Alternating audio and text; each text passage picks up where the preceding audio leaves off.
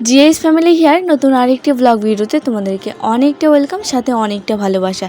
আজকে 15ই মে আর বার হচ্ছে বুধবার।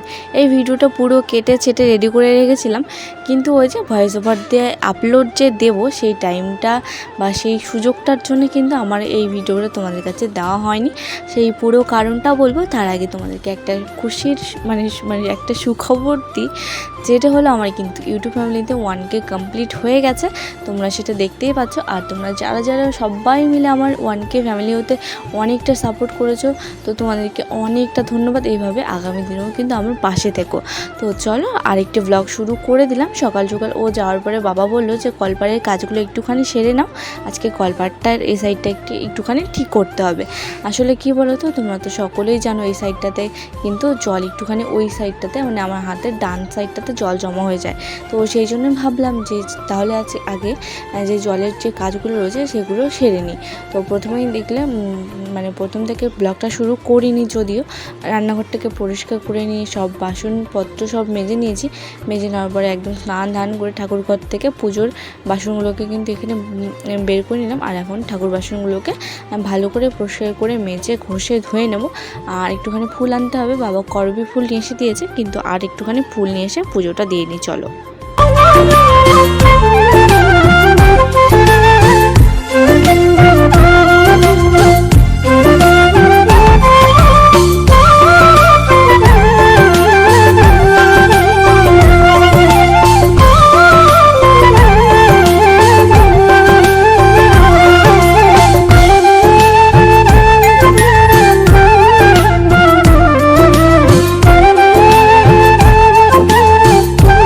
স্নানের আগে কিন্তু জামা কাপড়গুলোকে আমি কেচে নিয়েছিলাম।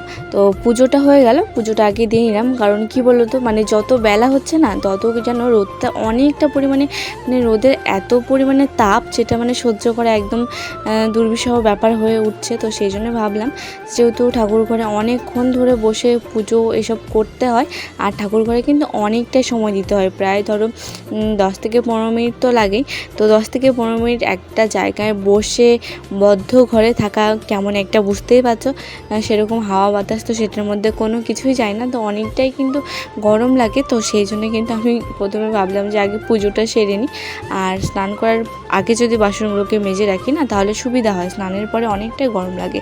তো আজকে দেখো এখানে রান্না হয়েছে হলো ঢ্যাঁড়সের, যেটাকে বলে হলো সর্ষে বাটা, ঢ্যাঁড়স দিয়ে সর্ষে বাটা করেছে, আর না সর্ষে বাটা দিয়ে ঢ্যাঁড়স করেছে, আর এদিকে ডিমের তরকারি, আর সাথে একটু লেবু দিয়ে দিয়েছি। এটা বাবাকে খেতে দেবো, আমার খাওয়া দাওয়া হয়ে গেছে পুজোর আগেই। তো তারপরে এখন কিন্তু তোমাদের সাথে দেখা হচ্ছে একদম বিকেলবেলাতে। কি বলবো, এত রোদ্দুর হয়েছে, এই রোদ্দুরে মানে রোদ্দুরের জন্য কিন্তু একদম মাটি শুকিয়ে কাঠ হয়ে রয়েছে। তো তাই একটুখানি হাঁটাচলা করলেই কিন্তু একদম পুরো ধুলো ধুলো হয়ে যাচ্ছে, যেগুলোকে কিন্তু ঝাড় দেওয়ার সময় অনেকটাই বেশি সমস্যা হয়ে থাকে। তো আমি 3 দিন ব্লগ দিইনি, তার মধ্যে আমার মানে কি বলবো অনেক কিছু ঘটে গেছে। অনেক কিছু বলতে যা ঘটেছে ভালোর জন্যই ঘটেছে। ব্যাপারটা 1K কমপ্লিট করে দিয়েছো তোমরা, তোমাদেরকে অনেকটা ধন্যবাদ। একটা ছোট জায়গা হলেও আমি যে তোমাদের মনে করে নিতে পেরেছি, সেই জন্য কিন্তু আমার ভীষণ ভালো লাগছে। তো এইভাবে আগামী দিনে চাই যে তোমরা আমাকে সাপোর্ট করো। তো আমি গেছিলাম শুক্রবারের দিকে, তোমরা লাস্ট শুক্রবারে ভিডিও পেয়েছিলে। তো শুক্রবারে আমি গেছিলাম বাবার বাড়িতে। তো সেখানে গেলে তো বুঝতেই পারছো, আর ওখানে গেলে না আমি এতটা ব্যস্ত হয়ে পড়ি যে আমার অন্য কিছু করার সময় থাকে না। সত্যি বলতে আমার বাড়ি গেলে মনে হয় যে একটুখানি ঠাকুমার কাজ করে দিই, একটুখানি সব সাজিয়ে গুছিয়ে দিই, এরকম মনে হয়। তো সেই জন্য না আমার মানে কাজগুলো ক্লিপ করে নিলেই হয়, কিন্তু ওই যে স্ট্যান্ডটাকে সবসময় ক্যারি করা যায় না। অনেক সময় জামা কাপড় থাকে, অনেক কিছুই থাকে, তাই না? আর অনেক সময় না প্রবলেমের জন্যও নিয়ে যাওয়া যায় না, কারণ মানে কি বলবো, সবসময় তো বড় ব্যাগ নিয়ে যাওয়া সম্ভব হয় না। আর স্ট্যান্ডটা তো তোমরা জানো, স্ট্যান্ডটা অনেকটা বড়, অনেকটা জায়গা সেটাতে লাগে। তো সেই জন্য কিন্তু নিয়ে যাওয়া হয় না। আর সেখান থেকে আবার মামা শ্বশুরের বাড়িতে একটুখানি নিমন্ত্রণ ছিল, সেখানে যাওয়া হয়েছিল। তো সেই জন্য কিন্তু আমি পরপর 3 দিন ভিডিও দিতে পারিনি। তো ব্যাপার হলো, আমি তোমাদেরকে যে এত বলি যে তোমরা বেশি বেশি করে ভিডিও দেখো, তো আমি যদি ভিডিও না দিই তোমরা দেখবে কী করে, তাই না? তো মানে আমি নিজে দোষ করি, কিন্তু দোষের দায় আর কি তোমাদের উপর চাপিয়ে দিই যে তোমরা বেশি বেশি করে ভিডিও দেখো, তাহলে কিন্তু আমার চ্যানেলটা খুব তাড়াতাড়ি মনিটাইজ হয়ে যাবে। আমার 1K সাবস্ক্রাইবার হয়ে গেছে, আর তোমরা একটুখানি ওয়াচ টাইমটা ঝটপট পূর্ণ করে দাও, তাহলে কিন্তু মানে মনিটাইজের জন্য আমি অ্যাপ্লাই করতে পারবো। তো এদিকে তোমরা তো জানো যে ফোনের ক্যামেরাটা একদমই ভালো আসে না রাত্রেবেলার দিকে, মানে রাত্রেবেলা কি কোনো অন্ধকার জায়গায় ফোনের ক্যামেরা এত বাজে আসে যেটা তোমাদেরকে নতুন করে কিছু বলার নেই। দেখি একটা ইচ্ছে রয়েছে এক সাইডটাতে একটুখানি বড় বাল্ব নিয়ে আসার, আর ফোনটাকে একটুখানি চেঞ্জ করব ভাবছি। তো দেখা যাক কবে করতে পারছি, কারণ ফোনটার প্রায় বয়স অনেক হয়ে গেল তো। আর তার মধ্যে ফোনের ব্যাক ক্যামেরাটা এমনি বাইরে ভালো, কিন্তু এই মানে একটুখানি ঝাপসা জায়গায় এলে যেন কেমন একটা ম্যাটে ম্যাটে ব্যাপার চলে আসে। তো সন্ধ্যাবেলার দিকে না এই ঘরের কাজগুলো একটুখানি টুকিটাকি গুছিয়ে রাখতে আশা করি সব বাড়ির বউদেরই ভালো লাগে, কিন্তু ওই যে অসহ্য গরমে যেন কিছুই ভালো লাগছে না। তো সেগুলোর মধ্যেও কিন্তু একটুখানি সময় করে নিয়ে আমি এদিকটাতে হলো আলমারি, তারপরে ড্রেসিং টেবিল, এগুলো একটুখানি হালকাভাবে সুতির কাপড় বা গামছা এসব দিয়ে কিন্তু যদি পরিষ্কার করে মুছে রাখি তাহলে কিন্তু খুব একটা ধুলো হয় না। তো আলমারি মুছতে মুছতে আমার মনে পড়লো যে কিছু আমার ডেট লেখার ছিল। তো বৃহস্পতিবারের ব্লগটি তোমরা পেয়ে গেছো হয়তো, আগের দিনের ব্লগটাতে বৃহস্পতিবারের মানে পরের দিনের ব্লগটা পেয়ে গেছো, শুক্রবারটা পাওনি। তো আমার কিছু কাজ রয়েছে মেকআপের, তো সেগুলোর ডেটগুলো আমি একটুখানি লিখে রাখছিলাম, কারণ আমার মেমোরি তো খুব স্ট্রং, তো সেই জন্যে আর কি। তো একটুখানি আমি সবগুলো কিন্তু ঠিকঠাক করে লিখে রাখছিলাম, যাতে ক্যালেন্ডার তো আমরা প্রায়শই দেখে থাকি, যাতে আমার মনে পড়ে। তো এদিকে দেখো আজকে কড়াইটা মাজার কথা ছিল, আজকে বুধবার, কারণ কালকে বৃহস্পতিবার নিরামিষ রয়েছে, আর তোমরা তো বৃহস্পতিবারের ব্লগটা পেয়ে গেছো।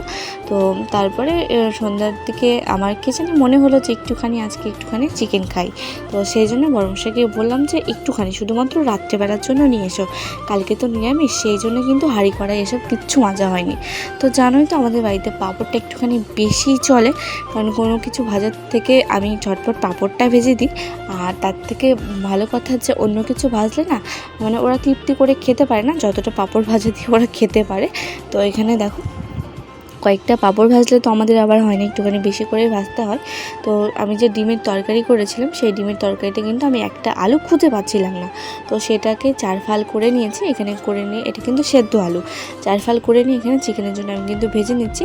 তো আলুটাকে হলুদ ছাড়া একটুখানি কড়া করে ভেজে নিলাম, নিয়ে এখন দেখো একটুখানি বাটনা ছাড়া আজকে চিকেনটা রান্না করবো, তো পুরোটাই তোমাদের সাথে শেয়ার করছি। প্রথমে দেখতে পেলে কড়াইয়ের মধ্যে তেলে তো আগেই দিয়ে নিয়েছিলাম, আলুটাকে ভেজে নিয়ে এর মধ্যে জিরে ফোড়ন দিয়ে নিয়েছি, আর এখানে 2 কাঁচা লঙ্কা, আর তার সাথে কিন্তু দিয়েছি হলো 5টার মতো শুকনো লঙ্কা, আর এখানে রসুন, পেঁয়াজ আর টমেটো কিন্তু আমি এখানে কেটে নিয়েছি। এখন এগুলোকে ভালো করে দিয়ে দেবো, ভালো করে দিয়ে একটুখানি লবণ দিয়ে এটাকে ভালো করে আমি ভেজে নেব। আর যেহেতু আজকে কোনো রকম বাটনা আমি এখানে ইউজ করছি না, সেই জন্য তোমরা চেষ্টা করবে যে পেঁয়াজটাকে একদম সম্পূর্ণভাবে গলিয়ে না নেয়, হালকাভাবে গলে গেলেই তারপরে চিকেনটাকে দিয়ে নেয়। তো লবণটা দেখো আমি এখানে কিন্তু পরিমাণ মতো দেইনি, আজকে একটুখানি দিয়েছি, যাতে হালকাভাবে পেঁয়াজটা একটুখানি নরম হয়ে আসে। আর তারপরে এখানে একটুখানি ভালো করে নাড়াচাড়া করে নিয়ে সব কিছু একসাথে মিশিয়ে নিতে হবে। আর তার সাথে কিন্তু তার একটুখানি ফ্লেমটাকে বাড়িয়ে নিয়ে একটুখানি ভাজা ভাজা করে নিতে হবে, যেহেতু টমেটোর একটা গন্ধ থাকে তোমরা সকলেই জানো, সেটা যেন খুব মানে ভালোভাবে চলে যায় আর কি। আর এখানে দেখো এখন আমি এটার মধ্যে হলুদটাকে দিয়ে দিচ্ছি, কারণ চিকেনে না হলুদটাকে যদি পরে দাও তাহলে মানে প্রায় বলবো না, মাঝে মাঝে একটুখানি হলুদ হলুদ গন্ধ হয়। তো সেই জন্য কিন্তু আগেই দিয়ে দেওয়া ভালো, অত রিস্ক না নিয়ে। আর আগে একটুখানি ভেজে নেওয়ার পরই দেওয়া ভালো যেদিন, কারণ বাটনা দেওয়ার পর না খুব মানে হলুদটা দিলে একদম আটকে যায় কড়ার নিচ দিকটাতে, তো সেই জন্য কিন্তু অনেকের সমস্যার সম্মুখীন হতে হয়। তো এখন দেখতে পাচ্ছ ভালো করে কিন্তু এটা একদম মোটামুটি ভাজা হয়ে এসেছে, যেহেতু আজকে কোনো বাটনা ইউজ করবো না সেই জন্য কিন্তু। আর এখানে আজকে ওই 600 গ্রাম মতো চিকেন নিয়ে এসেছিলো, কারণ ওর আসতে তো অনেকটাই রাত হয়ে যায়, মানে ততক্ষণে আমাদের গ্রামের সাইডে কিন্তু দোকান মানে বন্ধ হয়ে যায়। তো এখানে আজকে একটা কি যেন গার্নি বলে একটা নতুন মশলা নিয়ে এসেছে, যেটা চিকেন মশলা, তো সেটা আজকে দিচ্ছিলাম। মানে এটাতে না কোনো থিকনেস নেই, যেটা সানরাইসের হয় বেশ একটা থিকনেস ভাব দেয়, তোমরা দেখতে পেলে কেমন ট্যাল করছিল জলটা। তো যাই হোক এরকম করে একটুখানি ঢাকা চাপা দিয়ে কিন্তু হালকাভাবে সেদ্ধ করে নেব।